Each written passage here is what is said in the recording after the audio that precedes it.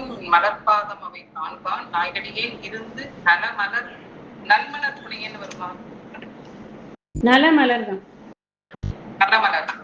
நலமலர் புனையே ஏத்தேன் நான் தழும்பு ஏற பொருந்திய பொன்சிலை புனித்தாய் அருளமுதம் புரியாயே பருந்துவன் நல் தமியேன் மற்ற என்னே நான் ஆம் ஆறே.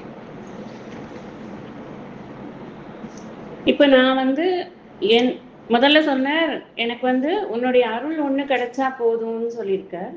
இப்ப சொல்ற அதுக்கான ஒரு செயல்கள் எல்லாம் நான் செஞ்சேனான்னா அப்படி ஒன்றும் செய்யலை. முதல்லேருந்தே அவர் அதான் சொல்லிட்டு இருக்கார், நான் அந்த அளவுக்கு ஒரு சரியா உன்னை வணங்கக்கூடிய ஒரு அடியாராக தான் இல்லை, உண்மையன் அப்படின்னு தன்னை முன்னாடி சொன்னார். இங்கேயும் சொல்ற வருந்துவன் நின் மலர்பாதம் அவை காண்பான் நாயடியேன். நீ உன்னுடைய மலர் போன்ற பாதங்களை பார்த்து இந்த நாய் போல இருக்கக்கூடிய, நாய் போல அப்படின்னு சொல்றதுன்னா இந்த நாய்க்கு ஒரு கெட்ட குணம் என்னன்னா அது எதெல்லாம் வெளியில வந்ததோ அதெல்லாம் தின்னும், வாந்தி எடுத்ததெல்லாம் தின்னும். இந்த நாயோட கெட்ட குணம். இந்த அடியார்கள் எல்லாம் தன்னை நாயின்னு ஏன் சொல்லிக்கிறான்னா, இந்த உலகம் எனக்கு வேண்டான்னு விட்டுட்டு நான் இறைவனை நாடுறேன், ஆனா மறுபடியும் அந்த உலகத்துக்கே நான் போறேன், அதனால அந்த ஒரு குணம் இருக்கிறதுனால நான் நாய் அப்படின்னு தன்னை சொல்லிக்கிறான். இந்த நாய்ங்கிறதுக்கான காரணம் அதுதான். நாயை நம்ம ஜென்ரலா நாய்னா நன்றியுடையது அப்படின்னு நம்ம அதை ரொம்ப ஹை பெடஸ்டல்ல வச்சிருப்போம். ஆனா நாய்க்கு இந்த மாதிரியான ஒரு குணம் இருக்கிற காரணத்தினால இந்த நாயை தன்னுடைய இந்த உலகத்தை நோக்கி போகக்கூடிய ஒரு சுபாவத்துக்கு ஈக்குவேட் பண்ணி சொல்லிக்கிறார். நின் மலர்பாதம் அவை காண்பான் நான் நாய் அடியேன். உன்னுடைய மலர் போன்ற பாதங்களை பார்க்கிறேன், பார்த்தும் கூட இருந்து நலமலர் புனையேன். அதுக்கு ஒரு நல்ல 4 மலர்களை போட்டு அதை உனக்கு ஒரு அர்ச்சனை பண்ணி உன்னையே நினைச்சு உன்னுடைய புகழை பாடி பேசி அப்படி ஏதாவது பண்றேன்னா ஒன்றும் பண்றது கிடையாது. புனையேன் ஏத்தேன்.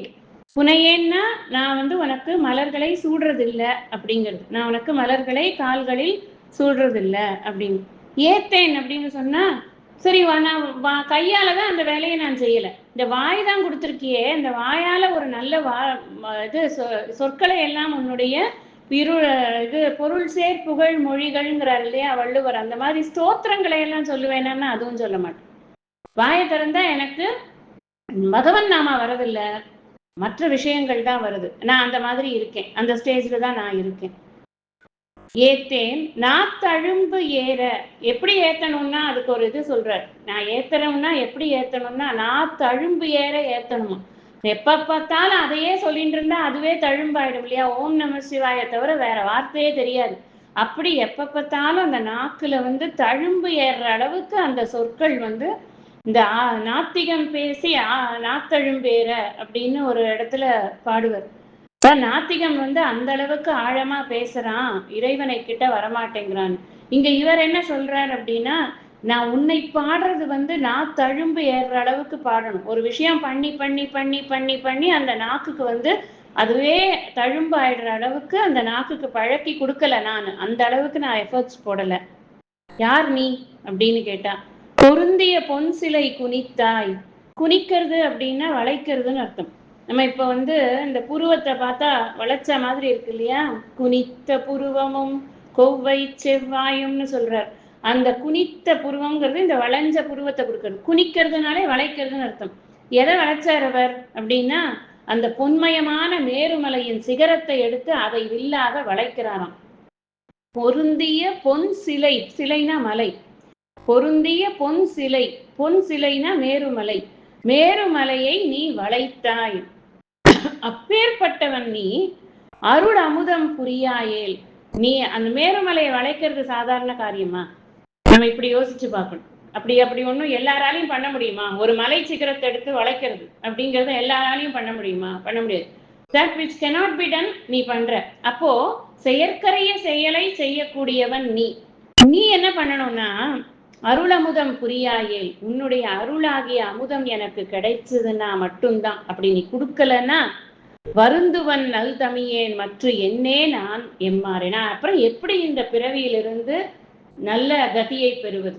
உன்னுடைய அருள்னு ஒண்ணு இல்லை அப்படின்னு சொன்னா, இந்த பிறவியில் இருந்து கொண்டு வருந்தி கொண்டிருக்கேனே, இந்த உடலுக்குள் உட்கார்ந்து கொண்டு எப்படா நான் வந்து முக்தி பெறலாம்னு வருந்தி கொண்டிருக்கேனே, நான் எப்ப நல்வழியை பெறுவது? நீ வந்து எனக்கு அனுகிரகம் பண்ணலைன்னா எனக்கு நான் இந்த நற்கதியை பெறவே முடியாது. நீ எப்பேற்பட்டவன்? சாதாரணமானவர்கள் செய்யக்கூடிய காரியங்களை விட பெரிய காரியங்களை செய்யக்கூடியவன். நான் எப்பேற்பட்டவன்? நான் உனக்கு ஒரு காலம் உன்னுடைய நாமங்களை சொல்ல மாட்டேன், உனக்கு பூ போட்டு வணங்க மாட்டேன். அப்ப அவ்வளவு ஸ்டபர்னா இருக்கேன் நான். இந்த ஸ்டபர்னா இருக்கிற ஆளை கூட மாத்தக்கூடிய ஒரு பெருமை உனக்கு இருக்கு. ஏன்னா நீ செயற்கரிய செயல் செய்கிறவன். அதனால நீயா பார்த்து ஏதாவது அருள் பண்ணினியானா எனக்கு இந்த ஜென்மால இருந்து சார்த்தம் கிடைக்கும். இல்லைன்னா நான் என்னால எதைத்தான் செய்ய முடியும்? இங்கேயும் வந்து அந்த ஜீவனுக்கு இருக்கக்கூடிய இயலாமையை எடுத்து வைக்கிறார். இப்ப ஜீவன் வந்து இறைவனை அடையிறது அப்படின்னு சொன்னா, இறைவனை அறியறது, ஃபர்ஸ்ட் இறைவனை அறியணும்ன்ற இச்சை வரணும். முதல்ல இச்சை தான் வரணும், அதுக்கப்புறம் அறியணும், அதுக்கப்புறம் இறைவனை அடையணும், அதுக்கப்புறம் இறைவனுடைய அனுகிரகத்தினால ஒரு குரு அடையணும், அதுக்கப்புறம் இறைவன் நமக்கு காட்டி இருக்கக்கூடிய முக்திங்கிறத நாம உணரணும். இவ்வளவு ஸ்டெப்ஸ் இருக்கு. ஃபர்ஸ்ட் ஸ்டெப்புக்கே நான் இங்க ததிங்கிணத்துவம் போட்டுட்டு இருக்கேன். ஜீவன் வந்து இவ்வளவு பாடுபடுறது, இங்கேருந்தே நீ என்னை கூட்டிட்டு போகணும், கையை பிடிச்சு நீ வந்துடும். அது வரைக்கும் அந்த அந்த இடம் வரைக்கும் வந்துடும், அங்கேருந்து பிக்கப் பண்ணிக்கிறேன்லாம் சொல்லாத. அந்த அளவுக்குலாம் நான் வந்து சாமர்த்தியசாலி கிடையாது அப்படிங்கிறத டிக்ளேர் பண்றது.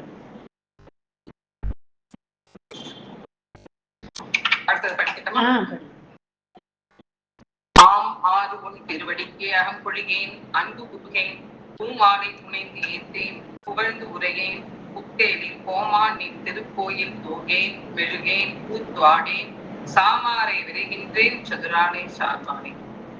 என்னென்ன வகையிலெல்லாம் நாம வந்து இறைவனுக்கு அன்பு செலுத்தலாம் அப்படிங்கிறதுக்கு லிஸ்ட் கொடுக்குறாரு.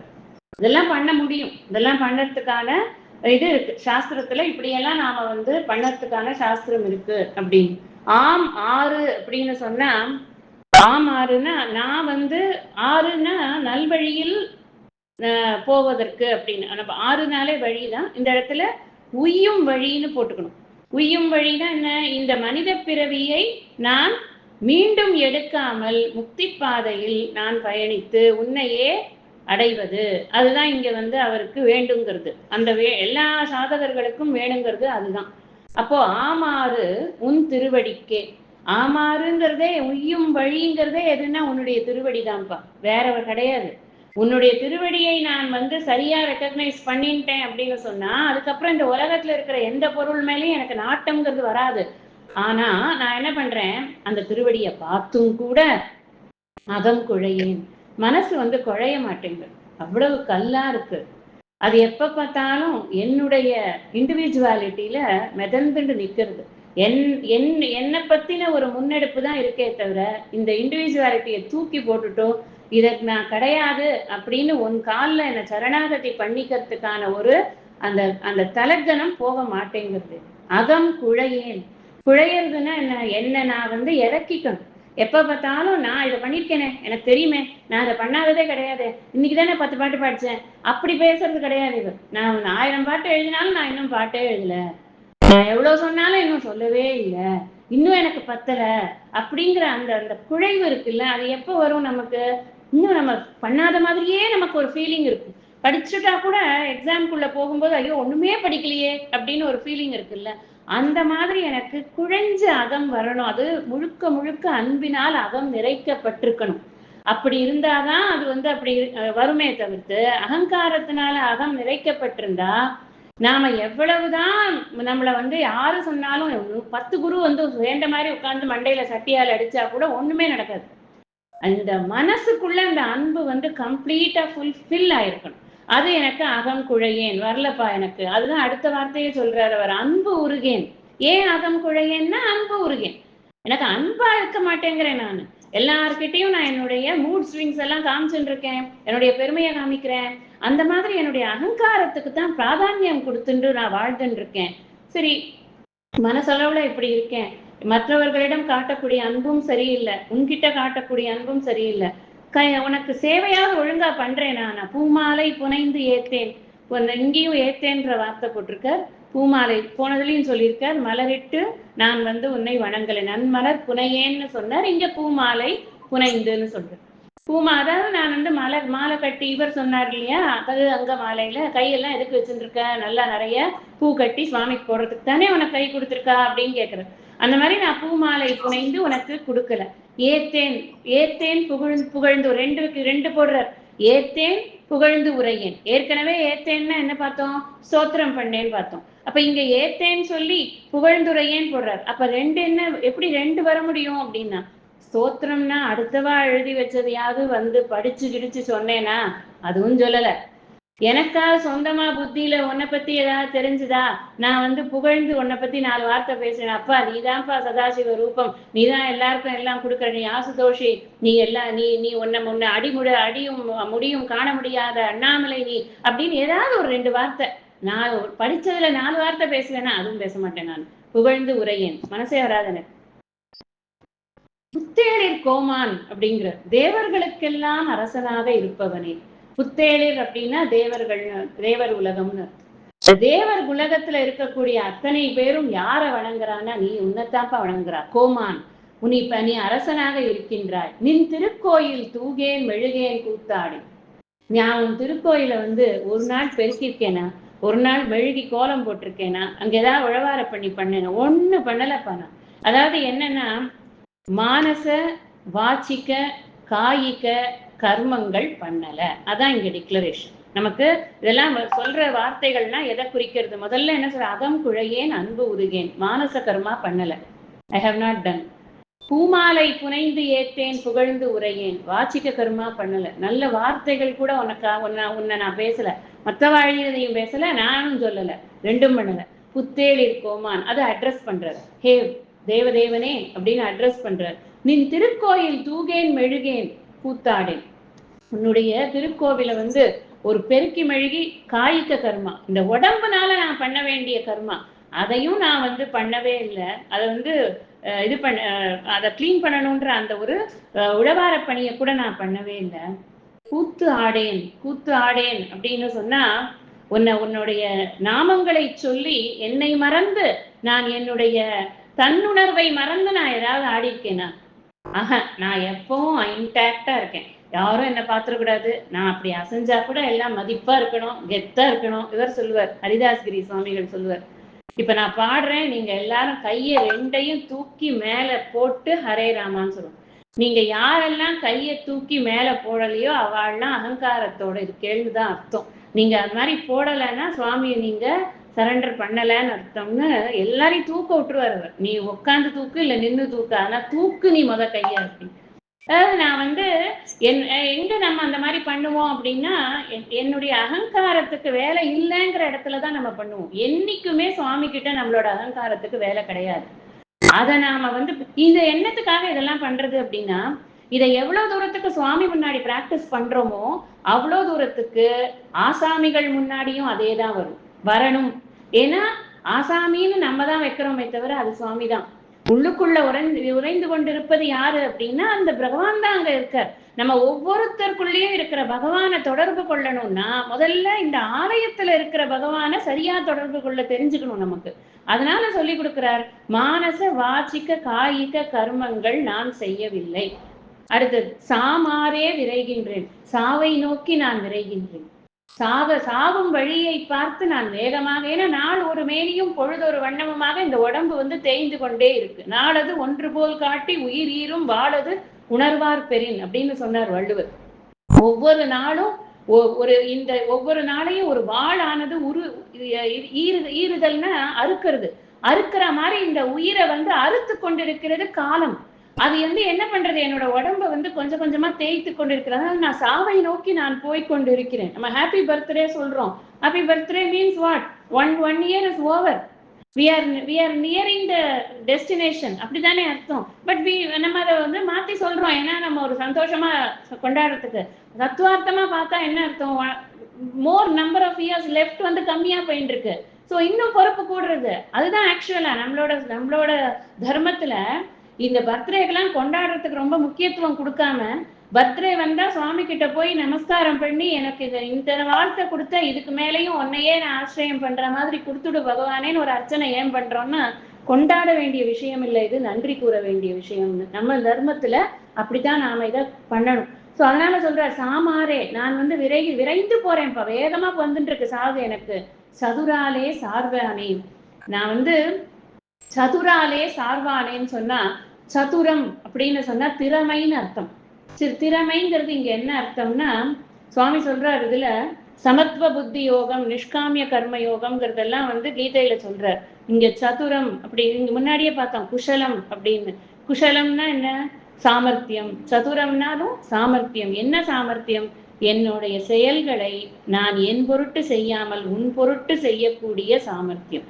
அந்த நிஷ்காம கர்ம யோகத்தை முறையாக செய்தவனுக்குத்தான் இந்த ரெண்டே வார்த்தையில போட்டுட்டார். பெரிய ட்ரீ போடுறோம், நம்ம கீதை படிக்கிறச்சே பெரிய ட்ரீ போடுறோம். என்ன ட்ரீ போடுறோம்? ஃப்ளோ சார்ட் மாதிரி போடுறோம். நீ முதல்ல சத்கர்ம அனுஷ்டானம் பண்ணு, அதுக்கப்புறம் சகாம அனுஷ்டானம் பண்ணு, அப்புறம் நிஷ்காம அனுஷ்டானம் பண்ணு, சித்த சுத்தி வரும், சித்த சுத்திக்கு அப்புறம் குரு உபசதனம் ஆகும், அப்புறம் சாதன சதுஷ்டய சம்பத்தி வளர்த்துக்கோ, குரு சொல்றது புரியும், முக்தி உனக்கு கிடைக்கும். இவ்வளவு பெரிய ஃப்ளோ சார்ட் போடுறோம், ரெண்டே வார்த்தையில போடுறார். சதுராலே சார்வானே, இந்த சதுர் இந்த சாமர்த்தியம் இந்த நிஷ்காம தர்ம அனுஷ்டானம் பண்ணினா ஒன்னு அடையலாம், ஒன்னு அப்பதான் அடையலாம். அதுக்கு நான் எந்த வேலையும் பண்ணலங்கிறத டிக்ளேர் பண்றாரு.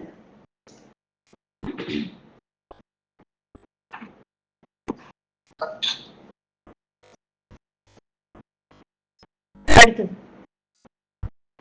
இதெல்லாம் நான் பண்ணாம நானா ஒன்ன மட்டும் அடையறதுக்கு மட்டும் விரும்புறேன். நமக்கு என்னன்னா இந்த பாடல்கள்லாம் சாதகன் எப்படி இருக்கணும் அதுக்கான ஒரு இது இன்சைட்ஸ் கொடுக்கிறாரு.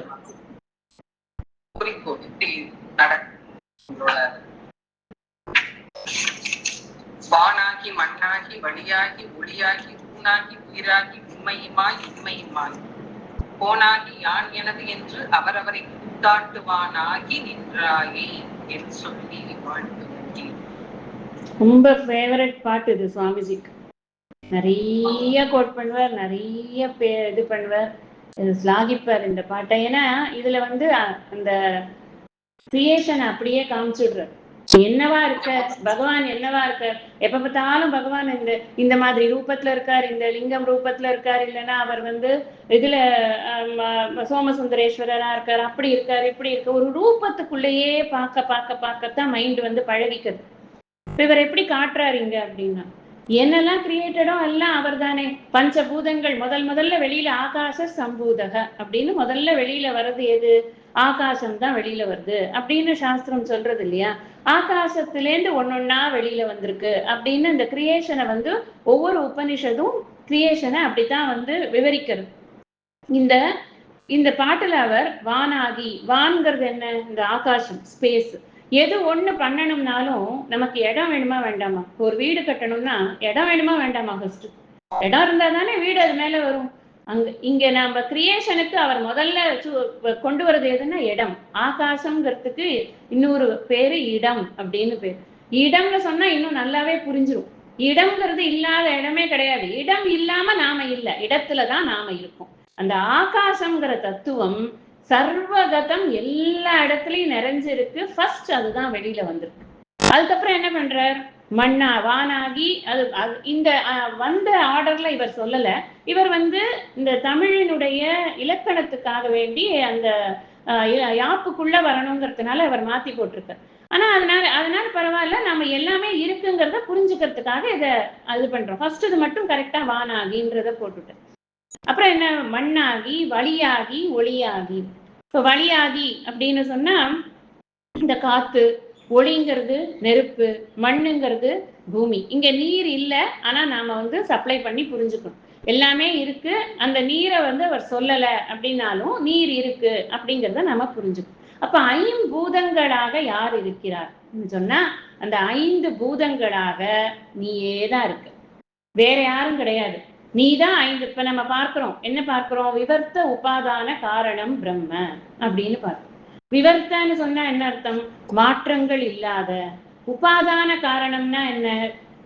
அந்த என்ன கிரியேட் ஆயிருக்கோ அதுக்கான பொருள் காரணமும் அவர்தான், அதுக்கான அறிவு காரணமும் அவர்தான். அதனால அந்த அறிவு காரணமாக இருந்தும் பொருட்காரணமாக இருந்தும் மாற்றம் இல்லாததாக அவர் இருக்கிறாருங்கிறதுனால விவர்த்த உபாதான காரணம் அப்படின்னு சொல்றோம். இப்ப ஒரு பானை பண்ணணும் அப்படின்னா பானைக்கு என்ன மெட்டீரியல்? அதுக்கு கிளே தான் மெட்டீரியல். பானைக்கு மெட்டீரியல் கிளே, பண்றவர் பானை குயவர் தனியா இருக்கார். அது தனி, இது தனி. ஆனா உலகத்துல அந்த மாதிரி கிடையாது. இந்த சிருஷ்டியில அந்த மாதிரி கிடையாது. சிருஷ்டி தனி, பகவான் தனி கிடையாது.